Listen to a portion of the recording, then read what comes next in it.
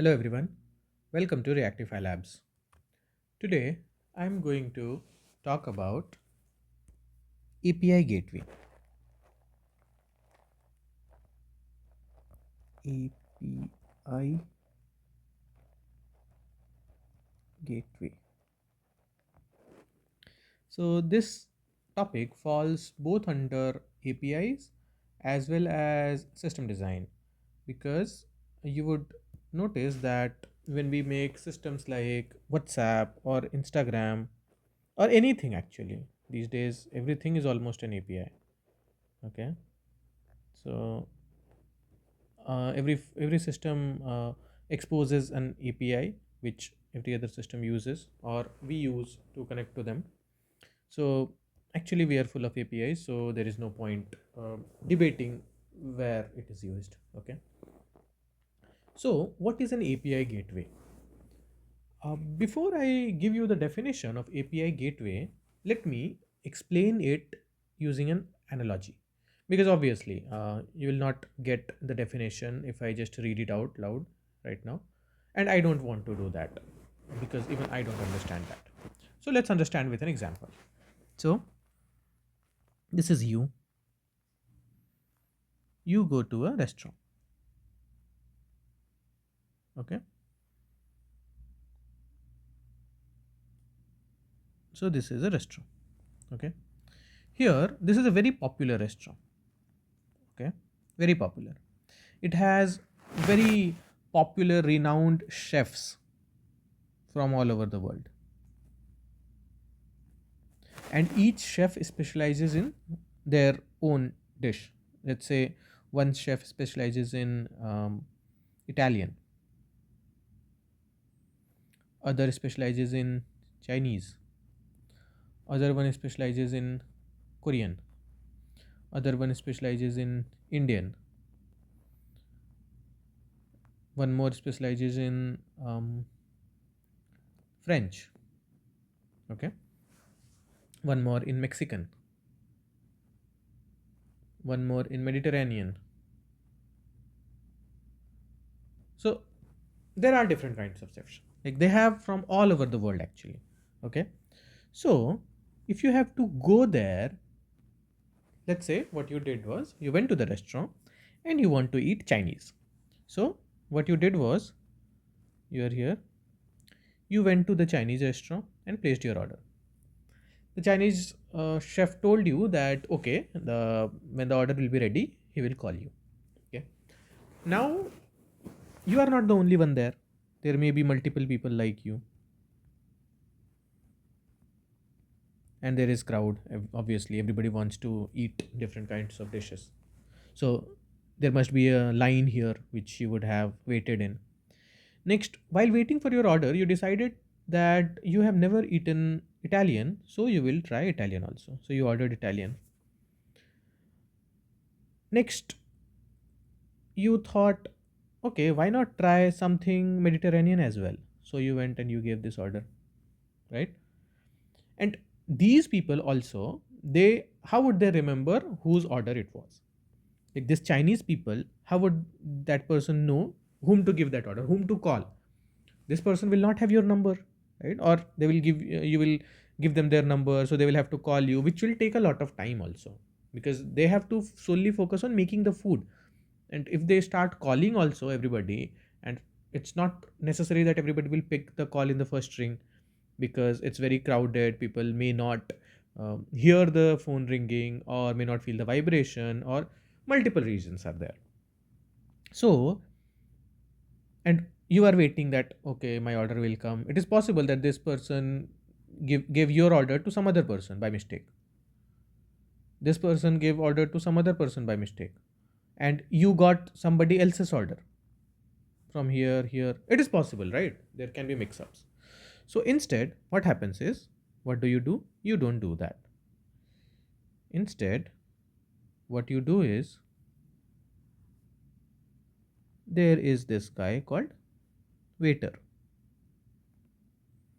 You tell this person that you want to eat Chinese. This person goes and gives the Chinese order. Next, you tell this person again that you want to eat Italian, or you tell it like you want to eat Italian and Mediterranean. So this person goes and gives the order to Italian and to the Mediterranean, and this person remembers whose order was what. Okay, and once this food is ready, this person brings them to you. Okay, right? So in this case, this waiter guy is your API gateway. So this is the job of an API gateway. So what API gateway does is it simplifies your interaction with different microservices. Okay. So instead, let's say you are using Instagram and there are different features like post and message, call. Next would be make a group, right? So you do not interact with these microservices directly. Instead, there is an API gateway which interacts with these microservices on your behalf. You have to post a message, your request goes through an API gateway, and this API gateway delivers your request. Okay. Now let's see the similarity between this restaurant example and API gateway, and you'll understand how this API gateway works. So what happens is you tell your waiter what you want to order, right? So the waiter acts as the central point of contact. Similarly, the API gateway also acts as the central point of contact because it receives the requests from the client and routes them to the appropriate backend services, just like waiter takes the order from you and routes it to appropriate chef. Right? One. Second is it simplifies interaction. Obviously, now you don't have to go to different chefs to place your order. So now you only need to talk to one person, which is the waiter, rather than multiple chefs. Similarly, in the API gateway, clients interact with a single entry point instead of multiple services. Next, what API gateway does is it handles multiple requests.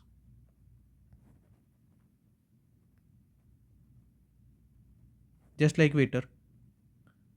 Waiter can take the order of more than one people and give it to them an appropriate chef, right?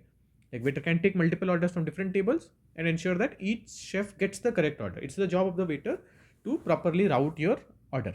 Similarly, API gateway manages and directs multiple client requests to their appropriate correct services. Next is manages load.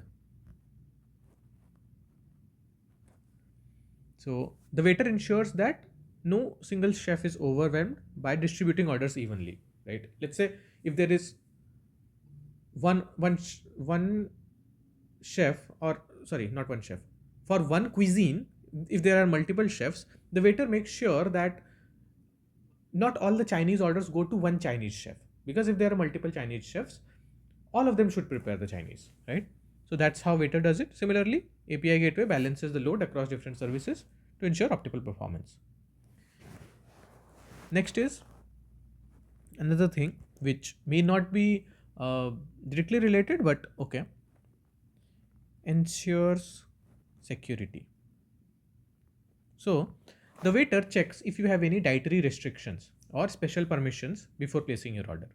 So if you let's say have some allergy, if you have a peanut allergy, waiter will tell you that the order that you are placing has a peanut allergy. If you place the order directly to chef and chef starts doing it, it will consume a lot of time, right? So that's why the waiter is doing that. Similarly, API gateway handles authentication and authorization to ensure only authorized clients can access certain services. Another good thing that it does is it provides caching. So caching as in the waiter restaurant context, it will be like the waiter might suggest the special of the day, because some people have the tendency that okay, this is something special for the today. Then people know that okay, if we call it special, more people will order. So they already prepare it in advance. Okay, so this is what waiter does. Similarly, API gateway caches frequently requested data to reduce response times and improve performance. Okay. Next is monitors, and logs. So the waiter keeps track of what each table orders and provides insights into popular dishes and customer preferences. Similarly, API Gateway logs requests and responses and thus offers insights into API usage, performance, and potential issues. So, API Gateway tells that, okay, this API was used the most, this API was used the least, this API had an error, this API's response time was more than usual, so there must be some issue. So, these things happen, right? Okay. Next, next, uh, so why API Gateway? We understood that these things happen, and if we just try to do advantages or why API Gateway, so what did it do? So advantages. Obviously, these are the advantages, but if we have to note it down, it will be like complexity. It reduced the complexity, right? Because now we have only one point of contact, right? Similarly, another thing that I mentioned was security, scalability, obviously, performance, maintenance. So basically, these all come under non-functional requirements of your system. So if your system has non-functional requirements, these things, non-functional requirements like these, then you can feel that okay, the API gateway might be helpful in this case. Okay. And what if there was no API gateway? So again, similarly, the complexity will increase, security will decrease, scalability will decrease. So these are the things that we all can think about here. Okay. Um, so I think that's it. And let me think or see if there is anything that I have left. So no, yeah. All those things which are advantages of using API gateway, just reverse it and you will get disadvantages of not having an API gateway.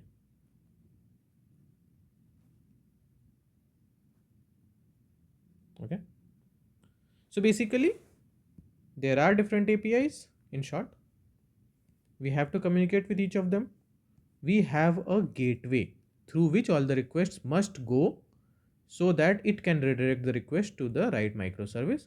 This is just API gateway in simple terms. So that's it. I hope I have made it very clear and very easy to understand what an API gateway is. So that's it. Thank you for watching. Please remember to like, share, and subscribe. I will see you in the next one.